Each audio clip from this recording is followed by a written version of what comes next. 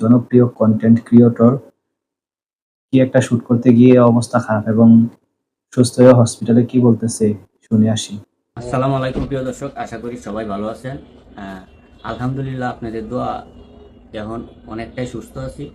আপনারা আরও দোয়া করবেন যাতে খুব তাড়াতাড়ি আপনাদের মাঝে ফিরে আসতে পারি। আর সব থেকে বড় কথা হচ্ছে যে আগুন নিয়ে কেউ আর খেলামেলা করবেন না, এরকম আসলে ভিডিও বানাইবেন না।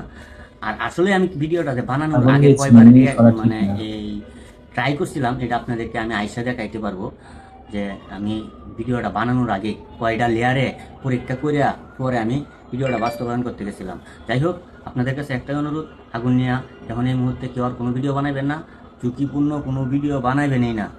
কারণ যন্ত্রণা কত প্রকার। হ্যাঁ, ভিডিও তৈরি করবেন অবশ্যই, কিন্তু যেটা হবে সেফটি ফার্স্ট, তারপর হচ্ছে ভিডিও তৈরি করুন। যে কোনোভাবে ভিডিও তৈরি করুন, সেফটি নিয়ে ভিডিও তৈরি করুন। না হয় এই ধরনের বিপদের ভিতরে পড়তে হবে আপনাদের।